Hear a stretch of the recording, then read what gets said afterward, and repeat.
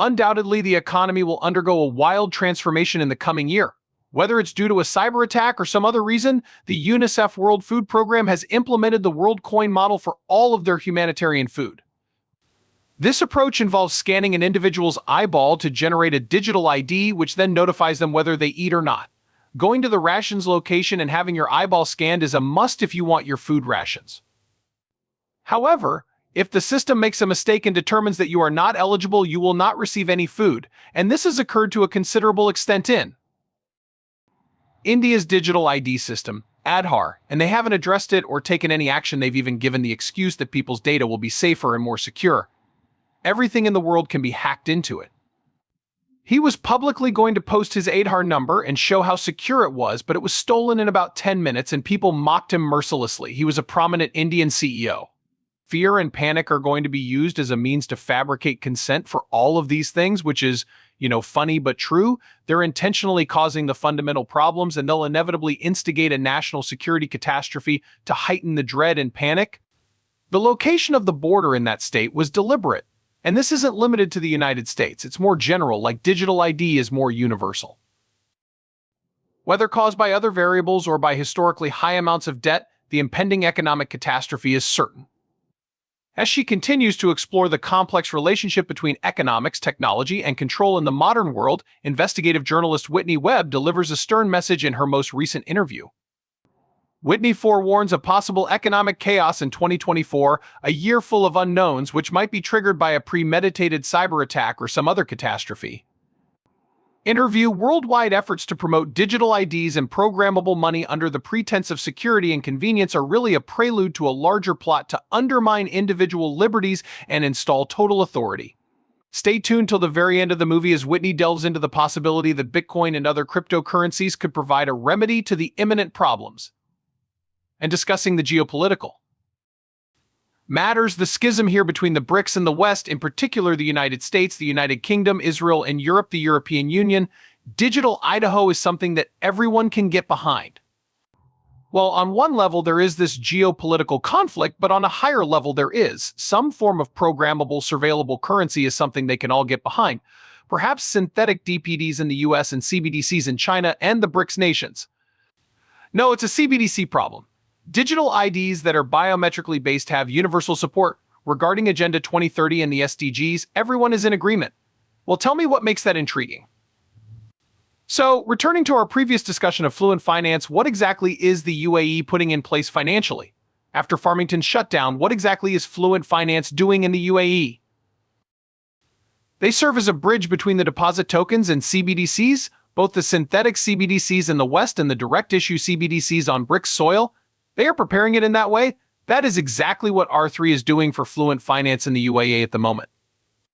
That works with the DTCC on the security stuff that Mark mentioned before, and it handles the digital currency of the UAE central bank and a number of other countries that are interoperable with the BE's supervised digital currencies. These multi-CBDC interoperability efforts are similar to MCBD projects. The end goal is to have Corda as the R3DLT, isn't it? Put as much mileage as you can on that. Things that aren't compatible with that platform will still be able to work with it. Interoperability is a crucial factor to consider, and it's interesting that companies like Fluent Finance are working on this without anyone noticing. It's frustrating that people are so fixated on CBDCs and how they threaten human freedom, but they refuse to acknowledge the existence of other countries in this situation. I kid you not, they're terrible, but Wall Street is also planning something. Also, Jamie Dimon and Jerome Powell won't be rescuing you because they're terrible. It's just a different term for the same technology that they're making. Well, I'm not sure Jamie Dimon is any better than Jerome Powell or Janet Yellen at programming my dollars to expire and tying them to my carbon credits or something. Everything is just junk. But considering FTX's partnership with Fluent Finance and Fluent Finance's subsequent actions, I find it interesting to bring this up again. I really am curious, and I don't really know if there's any way to know now, but all those donations and cozying up to Elizabeth Warren and all these other lawmakers by FTX executives or Ryan Salome cozying up with the Republicans and stuff was this to have them favor the stablecoin FTX was going to team up with, which seems to have been Fluent Finance's us plus to favor them as The stablecoin issuer of choice for the synthetic CBDC, pretty interesting possibility there, because a lot of it thought it was just like, oh, crypto regulation to favor, FTX and SPF and stuff.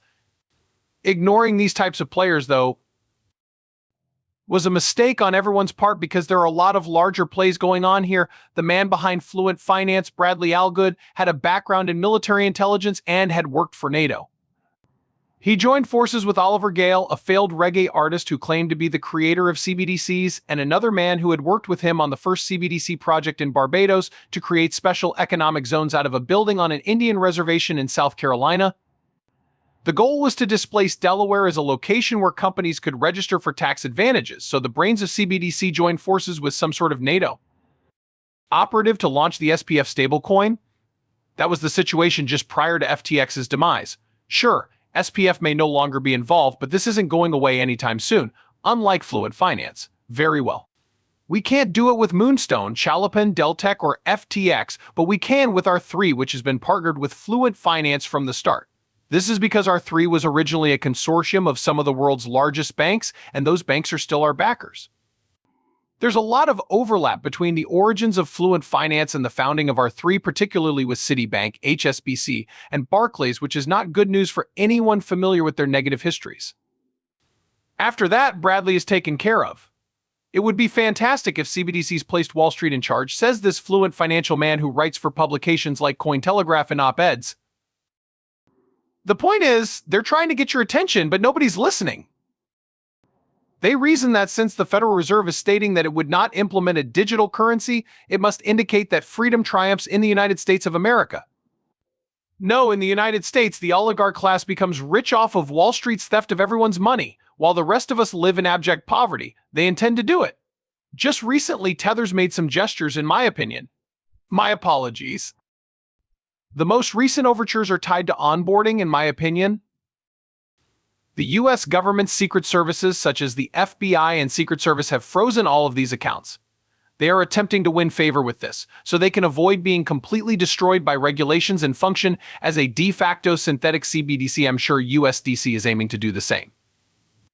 This brings us back to the question I raised earlier: what were the true intentions behind these SPF political donations? The individuals responsible for creating and enforcing regulations will ultimately decide which stable coins serve as the de facto CBDC or CBDCs.